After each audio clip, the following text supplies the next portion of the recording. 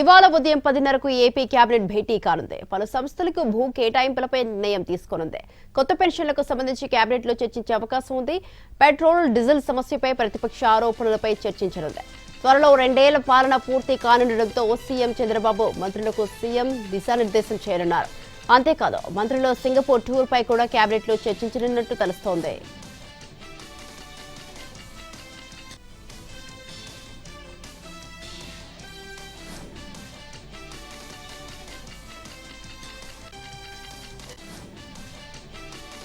CM Chandrababu business reformer of the year 2025 అవార్డును అందుకున్నారు. దాంతో కేబినెట్ మంత్రులు, ప్రభుత్వంలోని పలు శాఖల కార్యదర్శులు, వివిధ విభాగాల అధిపతులకు ఇవాళ విందు ఇవ్వనున్నారు. ఇవాళ రాత్రి సిఆర్డీఏ కార్యాలయంలో డిన్నర్ ఇస్తారు. తనకు వచ్చిన ఈ అవార్డు రాష్ట్రానికి, ప్రభుత్వానికి వచ్చిన గుర్తింపు అని సీఎం చంద్రబాబు ఇప్పటికే ప్రకటించారు. టీం ఏపీ స్పిరిట్ తో పనిచేయడం వల్లే అందరి సహకారం, భాగస్వామ్యంతో ఈ అవార్డు వచ్చిందని సీఎం చంద్రబాబు వివరించారు. డిన్నర్ విత్ విన్నర్స్ పేరుతో మంత్రులు, సెక్రటరీలు, హెచ్ఓడీలకు ఇప్పటికే సీఎం చంద్రబాబు పేరుతో ఆహ్వానాలు వెళ్లాయి.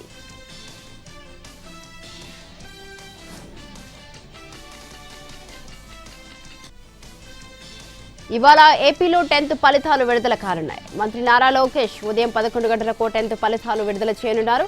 ప్రభుత్వ అధికారిక website, Manamitra app, DigiLocker app, LEAP యాప్లలో ఫలితాలు చూసుకునే అవకాశం కల్పించారు. ఈసారి 6,30,000 మంది విద్యార్థులు 10th పరీక్షలు రాశారు.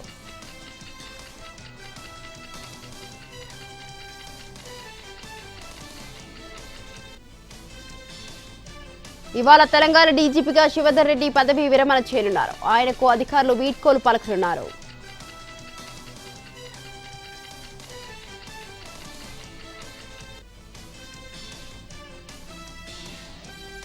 తుమ్మిడిహట్టి వద్ద బ్యారేజ్ నిర్మాణ కార్యాచరణ వేగవంతం చేయాలని సీఎం రేవంత్ రెడ్డి అధికారులను ఆదేశించారు. 150 మీటర్ల ఎత్తున నిర్మిస్తే మహారాష్ట్రలో పెద్దగా ముంపు ప్రభావం ఉండదని అన్నారు. ఒకవేళ ముంపు వాటిల్లితే పరిహారం చెల్లించేందుకు ప్రభుత్వం సిద్ధంగా ఉందని తెలిపారు. ఈ బ్యారేజ్పై అధికారులు పవర్ పాయింట్ ప్రజెంటేషన్ ఇచ్చారు. ప్రాణహిత, చేవెళ్లే ప్రాజెక్టుపై 11,000 కోట్లు ఖర్చు చేసినట్టు వివరించారు. తుమ్మిడిహట్టి బ్యారేజ్ విషయంలో మహారాష్ట్ర ప్రభుత్వాన్ని ఒప్పించాలంటూ కేంద్ర మంత్రి కిషన్ రెడ్డికి లేఖ రాయాలని మంత్రి ఉత్తమ్ కుమార్ రెడ్డికి సీఎం సూచించారు.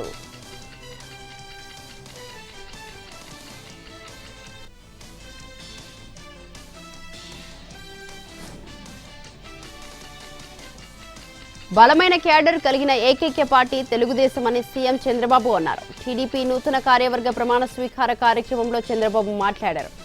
ఒక్క ఓటమితోనే రాజకీయ పార్టీలు చాప చుట్టేస్తున్నాయన్నారు. గెలిచినా ఓడినా సగర్వంగా ఎగిరే జెండా, పసుపు జెండా ఒక్కటేనన్నారు. 44 ఏళ్లలో అనేక సంక్షోభాలు, సవాళ్లను చూశామని, పసుపు జెండా పౌరుషం ఎప్పుడూ తగ్గలేదని పేర్కొన్నారు. 2024లో ఎన్నికల్లో వచ్చిన ఓట్ల కంటే వచ్చే ఎన్నికల్లో అధికంగా రావాలని పిలుపునిచ్చారు. కార్యవర్గం కోసం ఇంత కసరత్తు ఎప్పుడు చేయలేదని చంద్రబాబు అన్నారు. కొత్త టీంతో పార్టీకి కొత్త ఎనర్జీ రావాలని ఆయన ఆకాంక్షించారు. టీడీపీకి 40 ఏళ్లొచ్చినా ఫ్రెష్ లుక్తో ఉందన్నారు.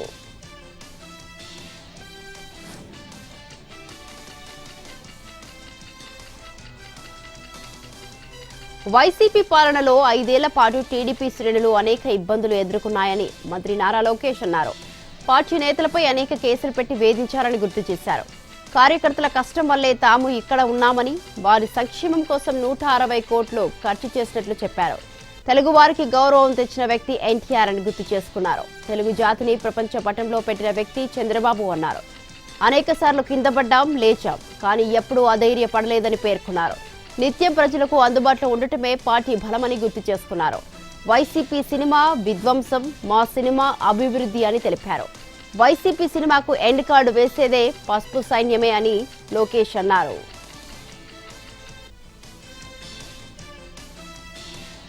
మే 10న పరేడ్ గ్రౌండ్స్ లో నిర్వహించనున్న ప్రధాని మోదీ బహిరంగ సభ జనగ్రహ సభగా నామకరణం చేసినట్లు బీజేపీ రాష్ట్ర అధ్యక్షుడు రామచంద్రరావు వెల్లడించారు. బీజేపీ ఆఫీసులో దీనికి సంబంధించిన పోస్టర్ను పార్టీ నేతలతో కలిసి ఆయన ఆవిష్కరించారు. లోక్సభ ఎన్నికల తర్వాత ప్రధాని మోదీ తొలిసారి హైదరాబాద్ కు వస్తున్నారు. కేంద్ర ప్రభుత్వం ఆధ్వర్యంలో 7,000 కోట్లకు పైగా నిధులతో చేపట్టిన అభివృద్ధి పనులకు వర్చువల్ శంకుస్థాపన, ప్రారంభోత్సవాలు చేయనున్నారు. తెలంగాణ అభివృద్ధి జరగాలంటే డబుల్ ఇంజిన్ సర్కార్ రావాలని ప్రజలు భావిస్తున్నారు. మహిళా రిజర్వేషన్లు కాంగ్రెస్ అడ్డుకుంటుందన్నారు రామచంద్రరావు.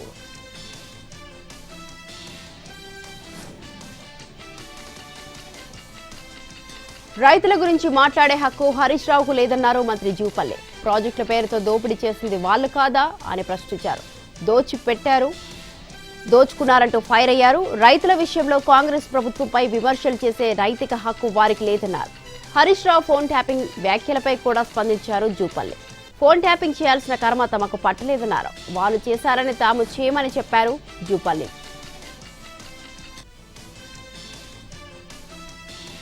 తెలంగాణలో ఎన్నికల ముందు రేవంత్ రెడ్డి పాలమూరు బిడ్డ అని చెప్పుకున్నారని, ఇప్పుడు పాలమూరు ప్రాజెక్టును ఎందుకు పట్టించుకోవడం లేదని కేటీఆర్ విమర్శించారు. రైతులు రోడ్డెక్కి ధర్నాలు చేస్తుంటే ఏం చేస్తున్నారని ప్రశ్నించారు.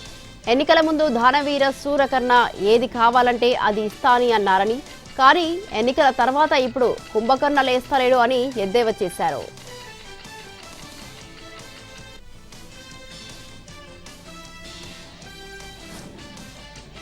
సీఎం రేవంత్ కు లేఖ రాశారు బీఆర్ఎస్ నేత హరీష్ రావు. ఎన్నికల వేళ చెప్పిందొకటి, అధికారంలోకి వచ్చాక చేసిందొకటి అంటూ లేఖలో సీరియస్ అయ్యారు. కాంగ్రెస్ రైతు డిక్లరేషన్ పెద్ద బోగస్ అని విమర్శించారు. తాలు పేరిట తరుగు తీస్తే తోలు తీస్తామంటూ హెచ్చరించిన సీఎం వడ్ల కొనుగోలు కేంద్రాల్లోకి వెళ్లి చూడాలన్నారు హరీష్ రావు. కొనుగోలు కేంద్రాలకు వరి ధాన్యం కుప్పలు తెప్పలుగా వస్తున్నా ఇంకా కొనుగోలు ఎందుకు మొదలు పెట్టలేదని ప్రశ్నించారు. మిల్లుల దగ్గర బస్తాకు కిలో 2 కిలోల తరుగు తీస్తూ రైతులను దోచుకుంటున్నారని మండిపడ్డారు.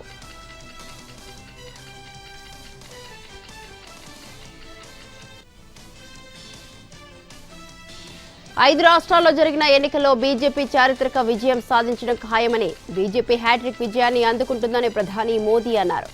మే 4న వెలువడే ఫలితాలు దేశాభివృద్ధిని మరింత బలోపేతం చేస్తాయని ఆశాభావం వ్యక్తం చేశారు ఆయన. ఉత్తరప్రదేశ్లోని హార్దోయిలో జరిగిన గంగా ఎక్స్ప్రెస్ వే ప్రారంభోత్సవ కార్యక్రమంలో మోదీ పాల్గొన్నారు. ఈ సందర్భంగా తాజా ఎన్నికలపై కీలక వ్యాఖ్యలు చేశారు. పశ్చిమ బెంగాల్లో 2వ దశలో కూడా ఓటర్లు భారీ ఎత్తున ఓటింగ్లో పాల్గొన్నారని తెలిపారు. ఈసారి ఎన్నికలు గతంలో లాగా భయానక వాతావరణంలో కాకుండా ప్రశాంత వాతావరణంలో జరుగుతున్నాయన్నారు మోదీ.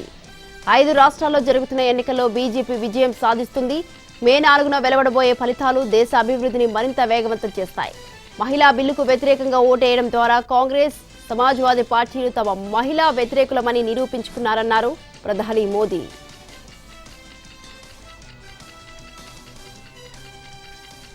ప్రధాని మోదీ గంగా ఎక్స్ప్రెస్ వేను ప్రారంభించారు. హార్దోయిలో ఆ ఎక్స్ప్రెస్ వేను ఆయన ప్రారంభించారు. గంగా ఎక్స్ప్రెస్ వే సుమారు 594 కిలోమీటర్ల దూరం ఉంటుంది.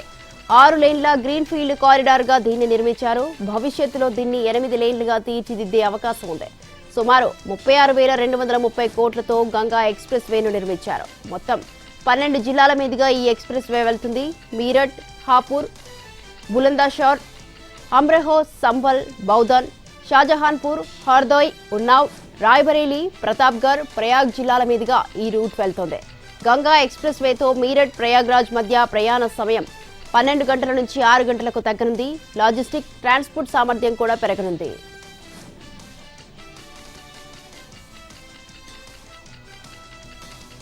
పశ్చిమ బెంగాల్లో జరిగిన 2వ ఆఖరి విడత అసెంబ్లీ ఎన్నికల్లో భారీ పోలింగ్ నమోదైంది. ఓవరాల్ గా 92.48% ఓటింగ్ నమోదైంది. కొన్ని చోట్ల క్యూ లైన్లు అర్ధరాత్రి వరకు కొనసాగాయి. మొదటి విడతలో 93.19% పోలింగ్ నమోదైంది.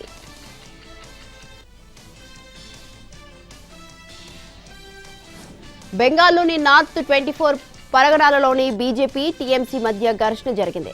అరబిందపల్లిలోని 120వ పోలింగ్ బూత్ దగ్గర గొడవ జరిగింది.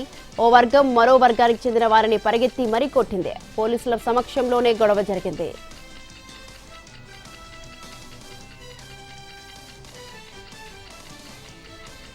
హోరాహోరీగా సాగిన పశ్చిమ బెంగాల్ అసెంబ్లీ ఎన్నికలో విజయం ఎవరిదన్న విషయంపై ఉత్కంఠ నెలకొంది. రాష్ట్రంలో మొత్తం 294 స్థానాలు ఉండగా అధికారం చేపట్టేందుకు 148 స్థానాలు అవసరం. గెలుపునకు సంబంధించి ఎగ్జిట్ పోల్స్ అంచనా వెలువడ్డాయి. వీటిలో People's Pulse, poll of exit pulse సర్వేలు తృణమూల్ కాంగ్రెస్ విజయం సాధించే అవకాశం ఉందని పేర్కొనగా, Matrize, PMARQ, Chanakya strategies, poll diary వంటి సర్వేలు ఎన్డీఏ వైపు మొగ్గు చూపాయి.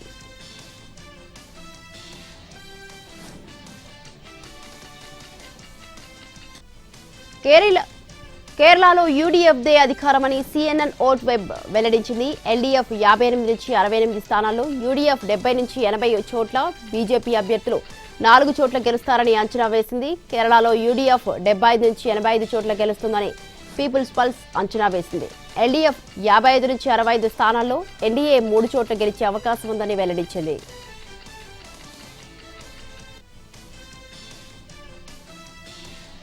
తమిళనాడులో డీఎంకే కూటమి మరోసారి అధికారం చేపడుతోందని మెజార్టీ సర్వే సంస్థల అంచనాలు స్పష్టం చేస్తున్నాయి. అయితే నటుడు విజయ్ నేతృత్వంలోని టీవీకే పార్టీ గణనీయమైన ఓట్లను సాధించి తమిళ రాజకీయాల్లో కీలక శక్తిగా అవతరిస్తుందని ఎగ్జిట్ పోల్స్ అంచనాలు తెలుపుతున్నారు.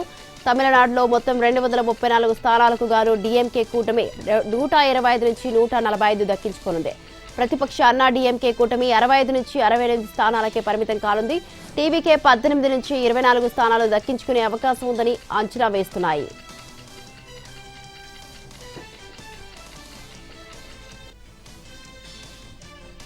తెలంగాణలో పెట్రోలియం ఉత్పత్తులకు అకస్మాత్తుగా డిమాండ్ పెరిగిందని మంత్రి ఉత్తమ్ కుమార్ రెడ్డి అన్నారు. ఖమ్మం, మిర్యాలగూడ, నిర్మల్ వంటి సరిహద్దు ప్రాంతాలపై దీని ప్రభావం పడిందన్నారు. వదంతులతో ప్రజలు అధికంగా కొనుగోలు చేస్తున్నారని తెలిపారు. పశ్చిమ బెంగాల్ ఎన్నికల తర్వాత ఇంధన ధరలు పెరుగుతాయనే ఊహాగానాలతో పరిస్థితి తీవ్రమైందన్నారు. హైదరాబాద్ సహా రాష్ట్రంలోని అన్ని జిల్లాల్లో ఇదే పరిస్థితి ఏర్పడిందన్నారు. ఆయిల్ మార్కెటింగ్ కంపెనీలు 24 గంటలు పనిచేయాలని కోరామన్నారు ఉత్తమ్. రాష్ట్ర వ్యాప్తంగా 3,817 ట్యాంకర్లు పంపారన్నారు. పరిస్థితులపై అంచనాకు కలెక్టర్లతో జిల్లా ఇంధన సరఫరా కమిటీని ఏర్పాటు చేశామని, ఇంధన నిల్వల పర్యవేక్షణకు అధికారులను సిద్ధంగా ఉంచామన్నారు మంత్రి.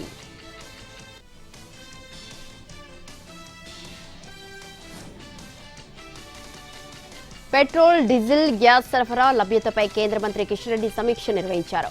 ఆయిల్ మార్కెటింగ్ కంపెనీల ప్రతినిధులతో సమీక్ష చేశారు. మరోవైపు పెట్రోల్, డీజిల్ కొరతపై సివిల్ సప్లై శాఖ ప్రకటన చేసింది. ఇటీవల తెలంగాణలో పెట్రోల్, డీజిల్ డిమాండ్ అకస్మాత్తుగా పెరిగిందని తెలిపింది.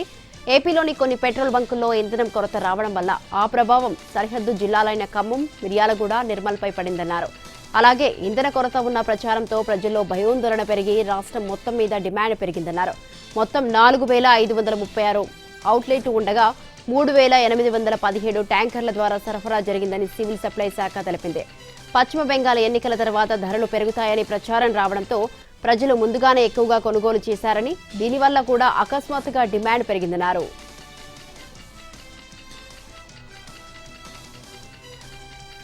కవిత రాజకీయ పార్టీ పెట్టడం హాస్యాస్పదమని మునుగోడు ఎమ్మెల్యే కోమటిరెడ్డి రాజగోపాల్ రెడ్డి అన్నారు. ఆమె సొంతంగా పోటీ చేస్తే డిపాజిట్ కూడా రాదని ఎద్దేవా చేశారు. ఉద్యమకారుడి బిడ్డగా కవితకు ప్రజల్లో గుర్తింపు ఉందన్నారు. అయితే తొలి సమావేశంలోనే తండ్రిని తిట్టడం మర్యాద కాదని తెలిపారు. తండ్రికి విలువ ఇవ్వకపోవడం తగదన్నారు. మద్యం కుంభకోణం కేసు ఇంకా పూర్తి కాలేదని గుర్తు చేశారు.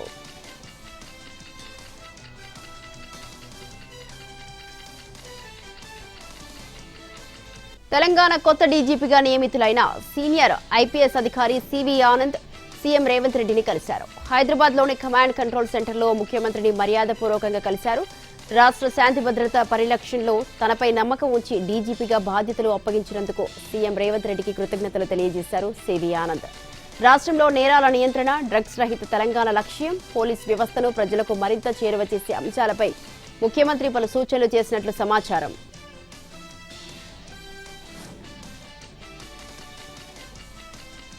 హైదరాబాద్ మెట్రో రైలు మొదటి దశ ప్రాజెక్టు రాష్ట్ర ప్రభుత్వ పరమైంది. ఎలాంటి షేర్లతో కొనుగోలు ఒప్పందం ప్రక్రియ పూర్తయింది. 1,461 కోట్ల విలువైన 100% షేర్ల బదిలీ జరిగింది.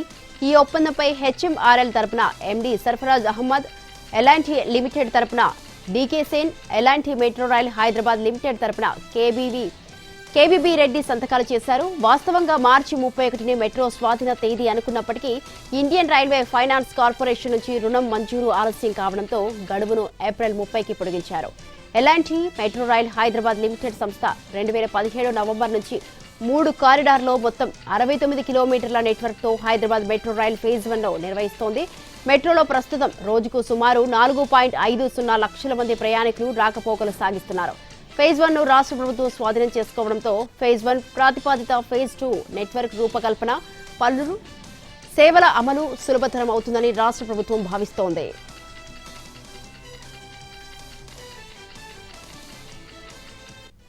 సికింద్రాబాద్ గాంధీ ఆసుపత్రి మరో అరుదైన రికార్డు అందుకుంది. ఖర్చుతో కూడుకొని ఉన్న ఐవీఎఫ్ వైద్యాన్ని ఉచితంగా అందించింది. హైదరాబాద్లోని బోయాగూడలో నివసిస్తున్న గడ్డం త్రివేణి, మస్తాన్ రావు దంపతులు ఈ వైద్యం అందుకున్నారు. వారి 10 ఏళ్ల నిరీక్షణకు బుధవారం గాంధీ హాస్పిటల్లో శుభం కార్డు పడింది. నిన్న అదే హాస్పిటల్లో కవల పిల్లలకు జన్మనిచ్చారు. ఒక బాబు ఒక పాపతో ఇప్పుడు ఆ దంపతులు సంతోషంగా ఉన్నారు. ప్రైవేట్ ఆసుపత్రిలో ఇదే చికిత్సకు 10 లక్షల నుంచి 12 లక్షల వరకు ఖర్చు అయ్యే అవకాశం ఉండగా గాంధీ హాస్పిటల్లో పూర్తిగా ఉచితంగా చికిత్సతో పాటు డెలివరీ కూడా చేశారు. అవసరమైన అన్ని మెడిసిన్స్ ఉచితంగా అందజేశారు.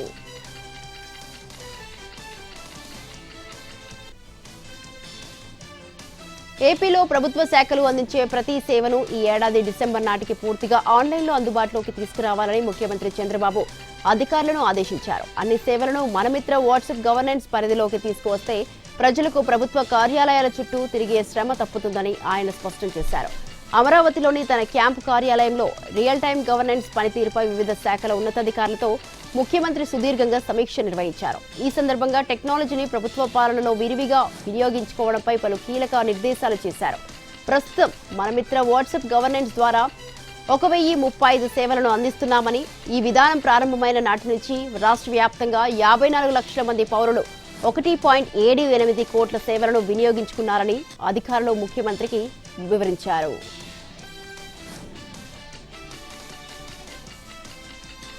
కాకినాడకు చెందిన దళిత యువకుడు డ్రైవర్ సుబ్రహ్మణ్యం హత్య కేసులో వైసీపీ ఎమ్మెల్సీ అనంతబాబు బెయిల్ రద్దుపై రాజమండ్రిలోని ప్రత్యేక కోర్టు వాదనలు ముగిశాయి. ఈ కేసులో వాదనలు వినిపించిన ప్రత్యేక పీపీ ముప్పాళ్ల సుబ్బారావు హత్య ఘటనలో అనంతబాబు ప్రధాన నిందితుడిగా ఉన్నాడని పేర్కొన్నారు.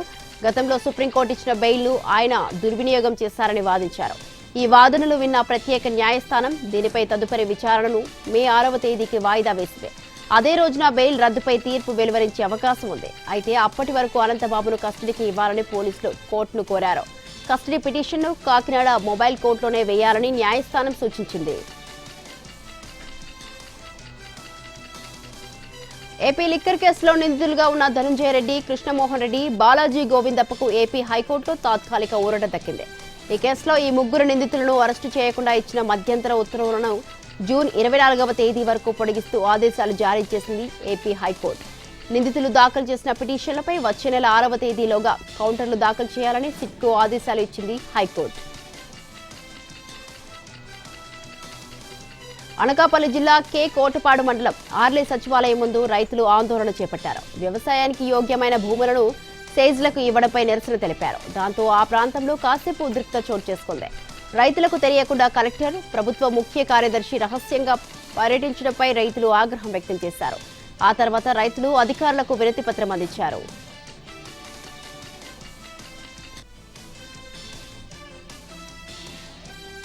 కామారెడ్డి జిల్లా మద్నూరు మండలం షేకాపూర్ గ్రామ శివార్లో భారీ అగ్ని ప్రమాదం సంభవించింది.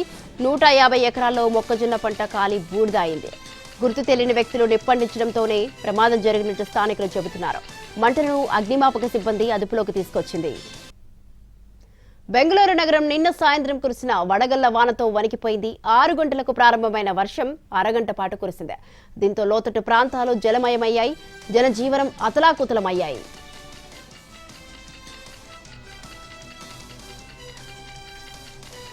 ప్రధాని నరేంద్ర మోదీ నెలలో యూరప్ పర్యటనకు వెళ్తున్నట్లు ప్రభుత్వ వర్గాలు వెల్లడించాయి.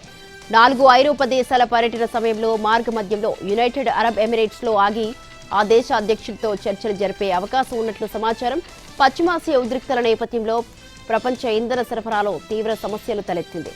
ఈ సమయంలో ప్రధాని యుఏఈ అధ్యక్షుడితో సమావేశం అవనుండటంతో ప్రాధాన్యం సంతరించుకుంది. ఇంధన సరఫరాతో పాటు ప్రాంతీయ భద్రత, పెట్టుబడులు, ఆహార ఉత్పత్తులు, రవాణా కారిడార్లు, డిజిటల్ చెల్లింపుల సహకారం, ఇరు దేశాల మధ్య స్వేచ్ఛా వాణిజ్య ఒప్పందం వంటి అంశాలపైన చర్చలు జరిగే అవకాశం ఉంది. సంచలనం సృష్టించిన మేఘాలయ హనీమూన్ హత్య కేసులో నిందితురాలు సోనం రఘువంశీకి బెయిల్ లభించింది. అయితే సోనం అరెస్టు సమయంలో పోలీసులు చేసిన తప్పిదం వల్లే ఆమెకు బెయిల్ మంజూరైనట్లు తాజాగా బయటకొచ్చింది.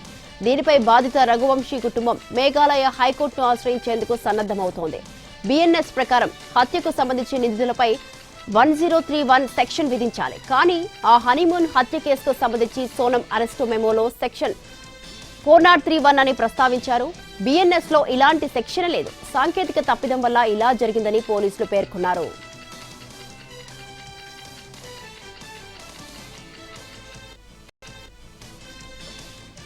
ఏపీలో విభిన్న వాతావరణ పరిస్థితులు నెలకొన్నాయి. ఒకవైపు ఎండలు మండిపోతుండగా మరోవైపు పలు జిల్లాలో వర్షాలు కురుస్తున్నాయి. రాష్ట్రంలో రానున్న 24 గంటల్లో కొన్ని జిల్లాల్లో తీవ్ర వడగాల్పులు, మరికొన్ని ప్రాంతాల్లో పిడుగులతో కూడిన వర్షాలు కురిసే అవకాశం ఉందని రాష్ట్ర విపత్తుల నిర్వహణ సంస్థ వెల్లడించింది.